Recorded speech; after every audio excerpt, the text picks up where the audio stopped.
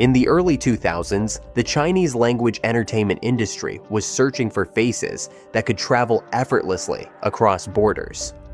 Audiences in Taiwan, mainland China, and overseas markets wanted innocence that felt authentic, romance that felt safe, and stars who could embody nostalgia without controversy. Into that moment stepped Chen Yanxi, a young actress whose image seemed almost perfectly engineered for mass affection. She was framed as the pure first love, a symbol of warmth, youth, and emotional sincerity. And for a brief moment, it appeared as if nothing could disrupt that trajectory. Her rise was fast but smooth. One defining role was enough to secure nationwide recognition, and with it came box office success, brand endorsements, and a level of goodwill many performers never experience. Unlike scandal-driven fame, hers was built on trust. Audiences projected ideals onto her image, and the industry reinforced those projections through careful marketing. Chen Yanxi was not just popular, she was protected by perception, or so it seemed. But image, once elevated to perfection, becomes fragile. In an ecosystem where public affection is conditional, deviation is often treated as betrayal. As her career expanded into mainland China, expectations hardened. She was no longer judged as an actress experimenting with roles, but as a symbol expected to remain unchanged. Why did a career built on love become surrounded by doubt? At what point did admiration turn into scrutiny? The controversies that followed Chen Yanxi were not explosive scandals in the traditional sense. There were no criminal allegations, no shocking confessions, no sudden implosions. Instead, there was a gradual accumulation of criticism, disappointment, and suspicion, each tied less to what she did than to what audiences expected her to remain. Roles, appearance, relationships, and even silence became material for judgment. Her public life turned into a continuous referendum on an image she did not fully control. This video is not an attempt to sensationalize her story. It is an examination of how Chen Yanxi moved from being one of the most beloved faces in Chinese language cinema to one of its most persistently debated figures. To understand how that shift happened, we must begin with the very image that made her famous, because the pedestal that lifts a star is often the same structure that later refuses to let them step down. When Chen Yanxi broke into mainstream recognition in the early 2000s, her success did not come from controversy or aggressive self-promotion. It came from alignment. One carefully received role positioned her as the embodiment of youth, innocence, and emotional sincerity, at a moment when audiences across Taiwan, mainland China, and overseas Chinese communities were craving exactly that. The industry did not just cast her, it framed her. And that framing would become both her greatest asset and her most persistent burden. The role that defined her early career delivered more than popularity. It generated box office momentum, long-term audience goodwill, and a sense of personal trust rarely afforded to young actresses. Viewers did not simply like the character, they extended that affection to the actress herself. Chen Yanxi became associated with first love, emotional safety, and an almost nostalgic purity. This association was reinforced repeatedly through marketing, interviews, and media narratives that emphasized her warmth and relatability over technical range. The result was an image so stable that it appeared unbreakable, but stability in public image often comes at the cost of flexibility. As admiration solidified into expectation, Chen Yanxi found herself confined by the very qualities that had elevated her. Every subsequent role was measured against the original impression. Performances were not evaluated on their own terms, but on whether they preserved the feeling audiences had already decided belonged to her. Growth began to look like deviation, and deviation in a culture deeply invested in continuity was easily reframed as disappointment. This dynamic mattered because it quietly shifted the rules of engagement. While other actors were allowed to experiment, fail, or reinvent themselves, Chen Yanxi was expected to remain consistent. Consistency, however, was defined not by her own choices, but by collective projection. The more she succeeded within that narrow frame, the harder it became to step outside it without consequence. Perfection left no margin for error, and admiration slowly transformed into a form of surveillance. What made this stage especially consequential was how invisible the risk appeared at the time. There was no backlash, no warning, no sign that the pedestal was unstable. On the surface, everything pointed upward. Yet beneath the praise, a condition was forming. As long as she remained exactly who audiences believed her to be, acceptance would continue. The moment she challenged that belief, intentionally or not, the tone would change. By the time her career expanded further into mainland China, the image had already hardened. It was no longer a starting point, it was a standard. And standards, once established, are rarely forgiving. The role that built Chen Yanxi's reputation did more than introduce her to the public. It quietly set the terms under which she would later be judged, criticized, and debated, ensuring that any future step away from that original image would be seen not as evolution, but as a fall. The turning point in Chen Yanxi's public narrative arrived with a single casting decision that would eclipse years of goodwill. In 2014, she was announced as Xiaolong Nu in a new adaptation of The Return of the Condor Heroes, one of the most revered properties in Chinese pop culture. What followed was not ordinary criticism, but a cultural reaction fueled by expectation, nostalgia, and ownership. This was not a debate about acting, it was a referendum on identity. For decades, Xiaolong Nu had existed as an idealized archetype, ethereal, distant, almost untouchable. Generations of readers and viewers carried a fixed image of who she was supposed to be, and that image had hardened into doctrine. The moment Chen Yanxi appeared in costume, the conversation shifted away from performance and toward appearance. Screenshots circulated, comparisons multiplied, visual controversy dominated timelines, and nuance disappeared. Why didn't she look right? Why didn't she feel cold enough? These questions repeated endlessly, transformed anticipation into outrage. What made the backlash unusually intense was the collision between two incompatible images. Chen Yanxi had been elevated as the embodiment of warmth and approachability, while Xiaolong Nu symbolized emotional distance and near divinity. Instead of allowing reinterpretation, large segments of the audience treated the casting as an intrusion. The role was seen as sacred, the actress as a violation. Within days, memes, mocking nicknames, and hostile commentary spread across platforms, reframing a creative decision as a personal failure. Crucially, this storm did not originate from any misconduct. There was no scandal in the traditional sense. The outrage was aesthetic and symbolic, driven by the belief that a beloved character had been mishandled. Yet the consequences were real. Chen Yanxi became the focal point for dissatisfaction with the adaptation as a whole, absorbing blame that extended far beyond her control. Directors, writers, and producers receded into the background, while the actress's image carried the weight of collective disappointment. This episode altered the tone of her career overnight. Where criticism had once been rare and gentle, it now became relentless and personalized. Every frame was scrutinized. Every interview answer was parsed for defensiveness or regret. Silence was interpreted as guilt, composure as indifference. The pedestal built in her early years cracked under the pressure, revealing how conditional public affection had always been. By the time the series aired in full, the verdict was already fixed. Performance improvements or contextual explanations no longer mattered. The narrative had solidified, and with it came a new label: an actress who had failed an icon. In Chinese entertainment culture, such labels linger. They follow subsequent projects, color casting discussions, and reshape audience expectation before a single scene is watched. The Xiaolong Nu controversy did more than spark debate.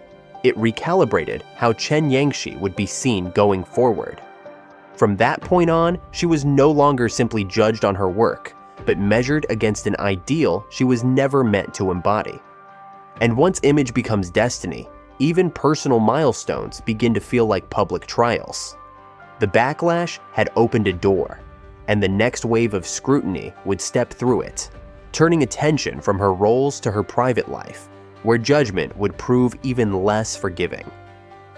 After the Xiaolong Nu controversy recalibrated public sentiment, attention around Chen Yanxi shifted from her roles to her relationships, marking a new phase in which private life became public evidence. Her romance with Chen Xiao initially appeared as a restorative narrative. The relationship was framed as sincere, stabilizing, and emotionally grounding, a counterweight to months of criticism. Media coverage celebrated public romance, and the couple's visibility across mainland China and Taiwan generated renewed goodwill. For a brief moment, love seemed capable of repairing image. That moment did not last. As the relationship progressed toward marriage, the tone shifted from celebration to scrutiny. What had once been framed as authentic intimacy became a canvas for projection. Wedding spectacle, staged photographs, and carefully curated appearances were interpreted as performance rather than commitment. The audience that had previously demanded transparency now questioned it.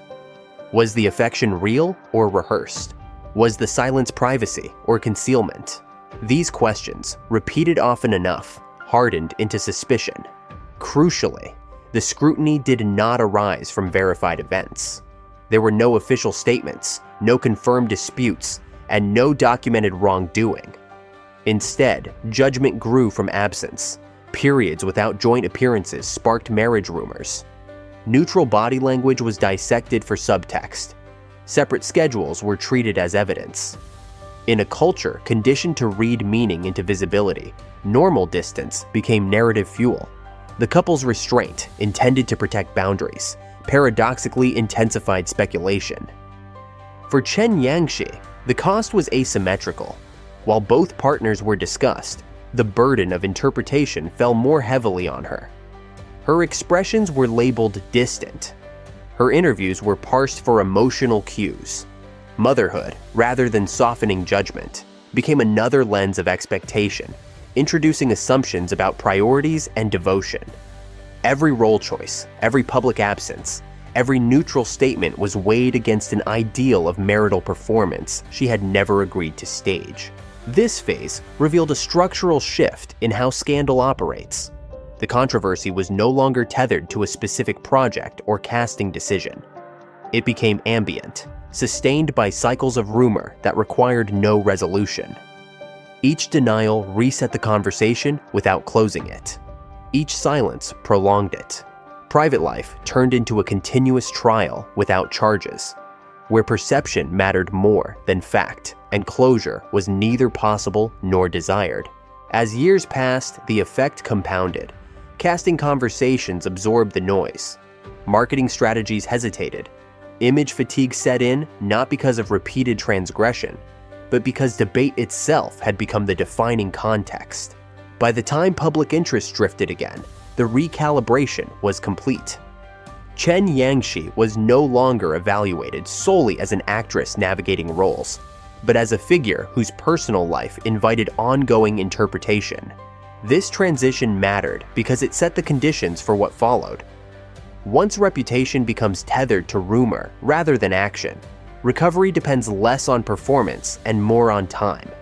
And time in an industry that rewards momentum can be the most unforgiving variable of all. By the mid-late 2000s, the controversies surrounding Chen Yanxi no longer arrived as explosive waves. They settled into something quieter and more corrosive: image fatigue. This was not a sudden rejection, nor an official sidelining. Instead, it was a gradual cooling, a sense that her presence no longer carried momentum, even when her work remained competent and consistent. In an industry driven by novelty and narrative, repetition of debate became its own form of stagnation. Professionally, she continued to appear in films and television projects, but the nature of those roles subtly shifted. Characters felt safer, more contained, less ambitious. Leading roles became less frequent, while ensemble or secondary parts increased. This was not framed as decline, but as natural transition, a phrase often used when enthusiasm has quietly thinned. Chen Yanxi was still visible, yet no longer central, a distinction that rarely appears in headlines but defines careers. Audience reaction reflected this shift. Discussions around her performances increasingly relied on familiar critiques: limited range, lack of transformation, mismatch with roles. What mattered was not whether these criticisms were fair, but how predictably they appeared. Expectation had hardened into judgment, and judgment no longer required new evidence. Even solid performances were received with indifference, as if the verdict had already been written before release. This stage is critical in understanding how scandal evolves beyond controversy.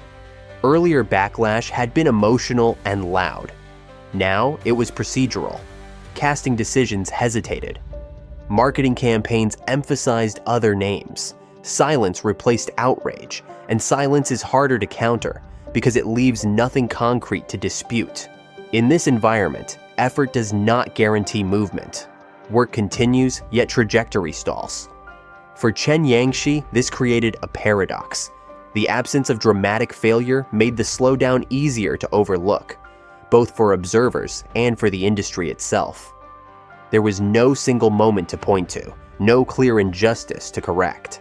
Scandal had done its work indirectly, reshaping perception until enthusiasm simply stopped renewing itself. In a market where attention is currency, stability without excitement functions as a quiet penalty. As time passed, the gap between reputation and reality widened. She was no longer defined by a single controversy, but by the accumulation of past debates that never fully resolved. Each new project carried that weight invisibly. The career did not end, it idled, caught between continued participation and diminished expectation. This is often the final stage before public reassessment, when distance allows a different perspective to emerge. But reassessment requires space, and space is rarely granted to figures whose narratives are deemed complete. As Chen Yanxi's career settled into this slower rhythm, the question shifted once again, away from performance and toward legacy. Had she truly failed to evolve, or had the system simply decided it no longer needed her to? With time and distance, the controversies surrounding Chen Yanxi begin to look less like a sequence of scandals and more like a single extended negotiation between image and expectation. There was never a defining act that warranted lasting penalty. No illegal behavior, no public confession, no decisive rupture. What persisted instead was a narrative that tightened gradually, built from projection, disappointment, and the refusal to update first impressions. When reputation is frozen early, every later choice is judged against a past the present is not allowed to escape. For audiences in the United States and Europe, this pattern is recognizable. Entertainment cultures often elevate performers by simplifying them, then punish those same performers for complexity later. In Chen Yanxi's case, the pure first love image that fueled her rise became the standard by which everything else was measured. Roles that did not reproduce that feeling were labeled miscasts. Silence was read as avoidance. Normal privacy became suspicion. The absence of wrongdoing did not prevent judgment. It made judgment easier to sustain because there was nothing concrete to resolve. Reputation, once detached from action, becomes self-reinforcing. Criticism no longer needs events, it feeds on memory. The Xiaolong Nu backlash did not end with the series, it lingered as shorthand. The marriage rumors did not require confirmation. They persisted because ambiguity kept them alive. Each controversy lost its specifics but retained its emotional residue, shaping reception long after the original context had faded. This is how scandal evolves from accusation into atmosphere. Seen this way, the question is no longer whether Chen Yanxi made the right choices, but whether any alternative would have altered the outcome. Could she have changed without being accused of betrayal? Could she have stayed the same without being labeled stagnant? The structure offered no stable middle ground. Evolution was punished, consistency was dismissed, and silence was interpreted at will. The system demanded an image, then denied the possibility of growth within it. This reframing matters because it shifts responsibility from the individual to the mechanism. Actual wrongdoing was never the driver of consequence. Image punishment was, and image punishment does not end when behavior changes. It ends only when attention moves on. Until then, the performer exists inside a narrative that resists revision, regardless of effort or intent. As Chen Yanxi's career settled into a quieter rhythm, what emerged was not failure, but a kind of unresolved status. She continued to work, continued to be discussed, yet remained defined by debates that no longer reflected her present. Scandal, in this form, is not about exposure, it is about enclosure. It narrows perception until the person inside it is seen only through the outline drawn years earlier. That unresolved tension sets the stage for the final reckoning. Not a dramatic comeback or a public apology, but a clearer understanding of what her story reveals about celebrity culture itself. When an industry rewards an image and then refuses to renegotiate it, the consequence is not scandal in the traditional sense. It is permanence without consent, a sentence written by expectation and enforced by memory. When the dust settles around Chen Yanxi, what remains is not a catalog of wrongdoing, but a case study in how expectation can outlast evidence. Her story never hinged on a crime, a confession, or a single irreversible mistake. Instead, it unfolded through projection, repetition, and a collective refusal to update the image that first made her famous. This was not a fall from grace. It was a narrowing of permission. The controversies that followed her were rarely about actions. They were about roles that violated nostalgia, appearances that challenged memory, and silences that invited interpretation. Each phase reinforced the last, until debate itself became the context in which her work was received. In such an environment, effort does not reset perception, and time does not guarantee relief. Once an image hardens, change is treated as betrayal and consistency as stagnation. For audiences in the United States and Europe, the pattern is familiar. Global entertainment systems often reward simplicity and punish nuance. They elevate performers by fixing them in place, then penalize those who attempt to move. Chen Yanxi's career reveals how this mechanism operates without bans or declarations, through cooling enthusiasm, selective attention, and the quiet normalization of diminished expectations. Silence becomes policy. Memory becomes verdict. This is why her story matters beyond any single market. It shows that scandal does not always need facts to function. Sometimes it needs only a beloved image and the fear of seeing it change. And when that fear takes hold, the industry rarely asks whether the punishment fits anything at all. In the end, Chen Yanxi was not undone by what she did, but by what others insisted she remain. Some scandals expose crimes, others expose systems. Hers belongs to the latter, an enduring reminder that in celebrity culture, the most unforgiving sentence is not condemnation, but permanence without consent.